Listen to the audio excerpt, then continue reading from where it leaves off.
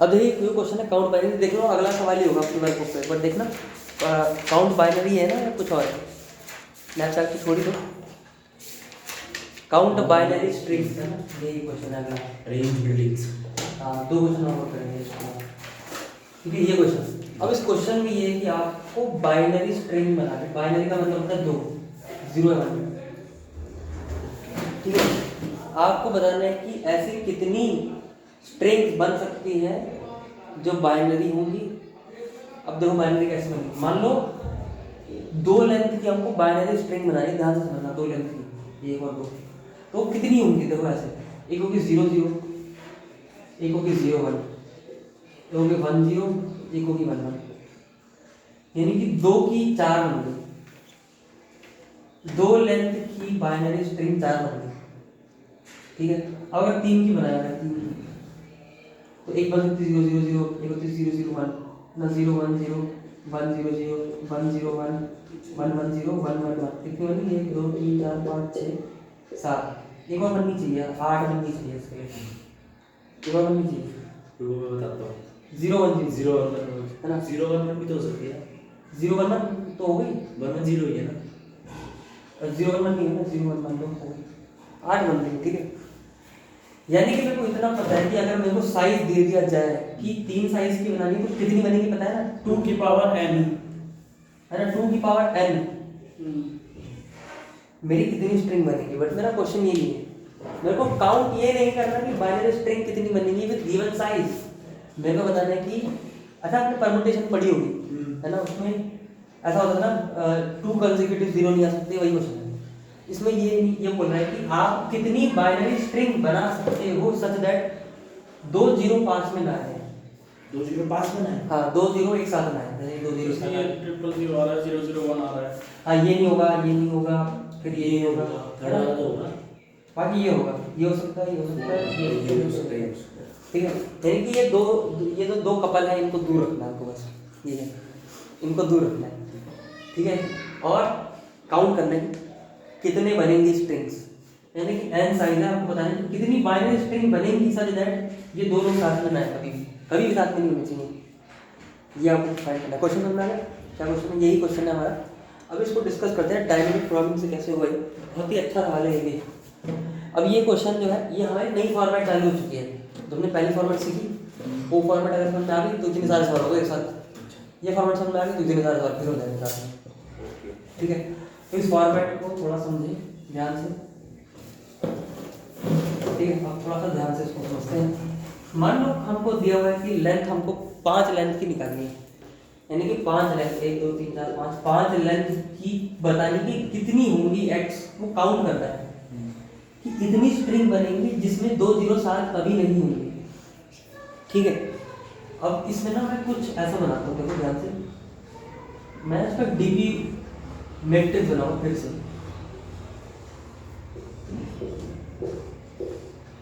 ठीक है। 0 1 2 3 4 और 5 5 लेंथ की बनानी तो 5 लेंथ की बना दी, इधर 0 लिख दिया, इधर 1 लिख दिया। अब डीबी में एक बात याद रखना, हमने पहले ये वाली एरे बना लिया, हमने 2D मैट्रिक्स भी बना ली ये वाली, हम ये छोटी वाली भी बना रहे, तो डीबी में कुछ भी हो सकता है। एक फॉर्मेट आपको पता होना चाहिए, टारगेट सम वाला क्लियर हो गया होगा, तो वैसे ये वाला भी समझो क्लियर हो जाएगा। यहाँ पे क्या स्टोर होगा, ठीक है, इसके बारे में बात करते हैं। डीबी के मतलब ये होता है स्टोरेज और मीनिंग असाइन करो और फाइनल आंसर कहाँ होगा ये पता करने की कोशिश करो। यहाँ ये होगा कि 3 लेंथ की वो कितनी स्ट्रिंग्स है जिसमें 2 0 साथ नहीं आता, पर वो एंडिंग 1 से होती है, उसकी एंडिंग 1 से होती है, 1 से, श्योर।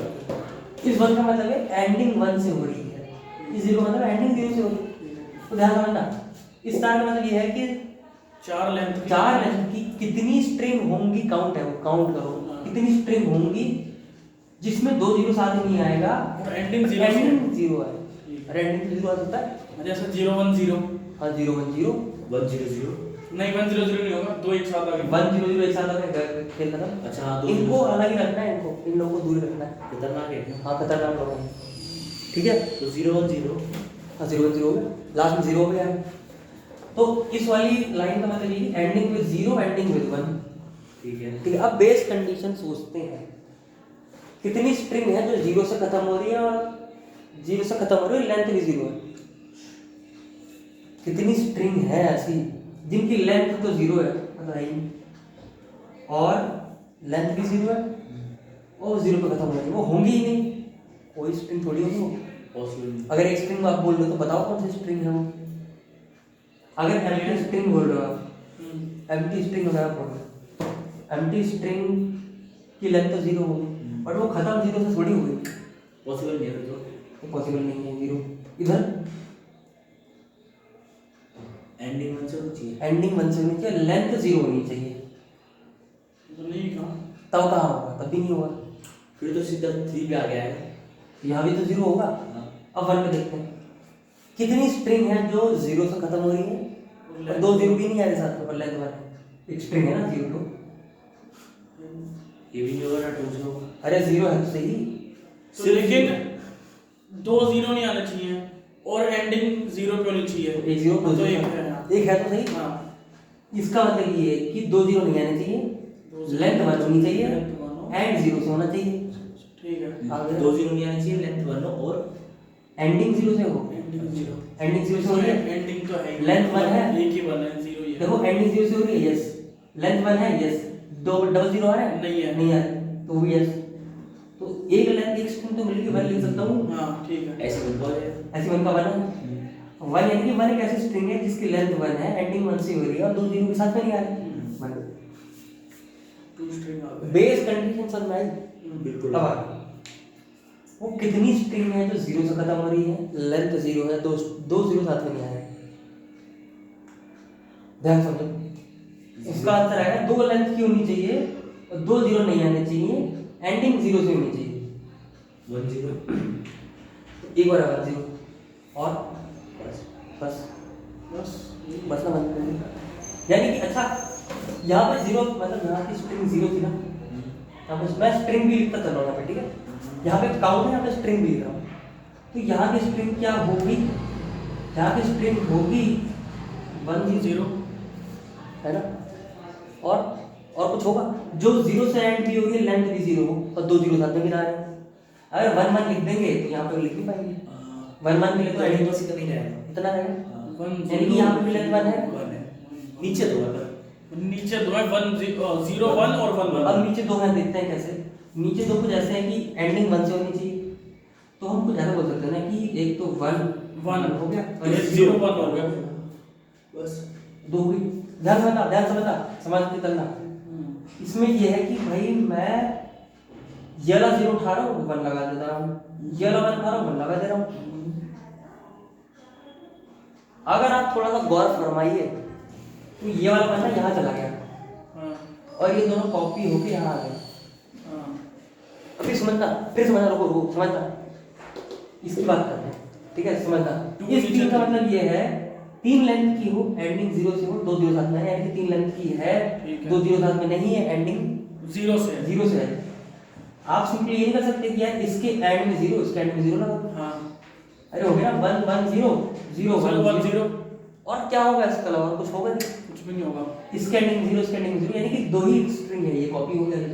ओ और यहाँ पे क्या आएगा? इसमें क्या करना है कि वहाँ पे वो 1 लगा तो 1 0 1। तो कितनी स्ट्रिंग बनी? 3 1 0 1 1 1 0 0 1 1 यहाँ पर लगाया, यहाँ लगाया, यहाँ लगाया, अरे बिल्कुल एंडिंग 1 भी हो गई, लेंथ भी 3 हो गई, दो जीरो साथ में भी नहीं है। 3 हो गए। हाँ 3 हो गए।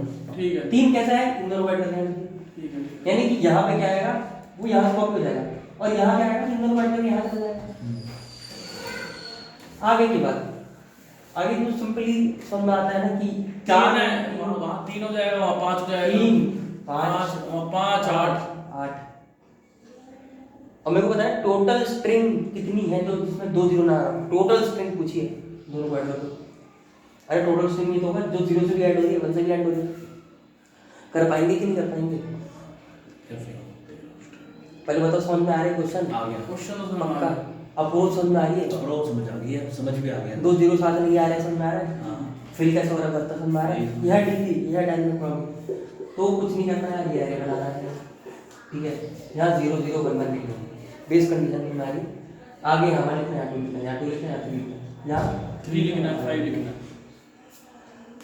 पक्का समझ में आया? ओके। अभी है हम्म। ठीक है। तो भैया ये जो लास्ट में हमारी जैसे पांचों 5 आ गए, इसका मतलब ये है कि भाई 0 से एंड होने वाली स्ट्रिंग 5 5 है, है। 1 से एंड होने वाली स्ट्रिंग 8 है, 8 है। दोनों को ऐड कर दो 5 लेंथ की स्ट्रिंग में 5 लेंथ की बाइनरी है, बाइनरी बोला है तो 5 लेंथ की स्ट्रिंग आ गई जिसमें 2 0 साथ में नहीं है, आई समझ? पक्का। और इनको ऐड कर देंगे तो वो काउंट बाइनरी 13 आ गया, 13। तो वो 13 वो काउंट है जिसमें 2 0 साथ में नहीं आती। ठीक है ठीक है। वरना अगर 2 0 वाली कंडीशन नहीं होती तो 2 की पावर 5 आंसर होता है। 2 की पावर 5 वो स्ट्रिंग है जो सारी बन सकती है, पर 13 वो आंसर है जिसमें 2 0 साथ में नहीं आ रहा। ठीक है पक्का समझा? पक्का समझा? आ गया। ये अप्रोच इसकी तरफ कोड करते हैं इसका फिर, ठीक है? थोड़ा बहुत जो लिखना है लिख लो। देखो अब इसकी अप्रोच में ये हमने देखा कि 2 एरे हमने बनाए, इधर 0 लिखा था, 0 लिखा था, 1 लिखा था, 1 लिखा। यहाँ क्या लिखा? 1 इधर लिखा 2, यहाँ लिखा 2, इधर लिखा 3, इधर लिखा 3, इधर लिखा 5, इधर लिखा 5, इधर लिखा सॉरी इधर लिखा 5, इधर लिखा 8। फिर आपके भी दोनों को प्लस करके आंसर आ गया 13, है ना? ऐसे किया हम। ऐसे कर सकते हैं ना कि 0 का तो कोई काम था ही नहीं, पहले इसको हटा दें, थोड़ा साइज कम हो गया, है ना? तो ये जो हमारी डीपी बन रही थी पहले इसका साइज कम हो, हमने यहाँ से चालू किया। पर दूसरी बात ये कि डीपी जो हमने एरे बना रहे हैं इसकी जरूरत भी नहीं है। देखो कैसे, मैं 3 वेरिएबल से काम कर सकता हूँ। मैं इसको ए बोलता हूँ, ए इज इक्वल टू 1 और बी इज इक्वल टू 1 बोलता हूँ, a1 b1, ठीक है? अब ए में आ जाए जो बी में रखा है, ए में जो आ जाए वो बी में रखा है, तो ए में आ गया 1, और बी में वो आ जाए, ए प्लस बी, बी में वो आ जाए जो ए प्लस बी में रखा है, तो 2। अब ए बी हट गए, ए बी की वैल्यू है, ए में वो आ जाए जो बी में रखा है, तो अगर आप ध्यान से देखो ए में वो आ जाएगा जो बी में रखा है तो इधर ना 2 हो आ जाएगा, जाए और बी में आ जाए जो ए प्लस बी हो जाए 4 हो जाएगा जबकि 3 होना चाहिए, 1। हाँ 4 हो जाएगा जबकि 3 होना चाहिए। अच्छा, वो ए की वैल्यू साइन हो चुकी है तो वो ए की वैल्यू वो लेगा जो आ गई है। हाँ तो आप ध्यान से सुनो, आप ऐसा कर सकते हो ए में 1 बी में 1। आप पहले एक काम करो, आप बोलो बी में वो आ जाए जो ए प्लस बी में लिखा है, अच्छा, ए प्लस बी में जो लिखा है वो बी में आ जाए तो 2 वो आ आ जाए। और ए में बी आ जाए। अब ए और बी की वैल्यू नहीं है, बन गई, बी में वो आ जाए ए प्लस बी, 3 बी में क्या है ए प्लस बी तो 3, और ए में बी आ जाए, उसमें ए की वैल्यू में ओके, फिर नहीं पड़ेगा। समझ गए। फिर क्या है बी में आ जाए दोनों प्लस करके 3 और 5। और ए में आ जाए बी वाली वैल्यू, यानी कि मैं क्या कह रहा हूँ बी में आ जाए पहले ए प्लस बी और ए में आ जाए बी, अगर इसको मैं उल्टा कर दूं, पहले लिख दूं तो ये नहीं तो चलेगा, गड़बड़ हो जाएगा। इसी सीक्वेंस में लिखना तभी आंसर आएगा, ठीक है। याद रखना। ठीक है, और यही बात कितनी बार रिपीट करनी है जितनी हमको लेंथ दे इतनी रखी लेंथ है। अपनी ली। लास्ट में आंसर क्या आएगा ए प्लस बी, अरे ए प्लस बी आ गया ना, करते जाओ करते जाओ करते करते जाओ ए प्लस बी आंसर। जितनी स्ट्रिंग लिया तो वो ऐड कर लो। कोई एरर बनाने की जरूरत नहीं है, इससे भी कर सकते हैं। अप्रोच टू लिख लेना है याद से, क्योंकि आपके इंटरव्यू में ये पूछेगा कि आपने डिग्री करी है क्या, बिना स्पेस ऑक्यूपाई करे आप 2 वेरिएबल के साथ कर सकते हो। तो डीपी में ज्यादा स्पेस ऑक्यूपाई हो जाएगी।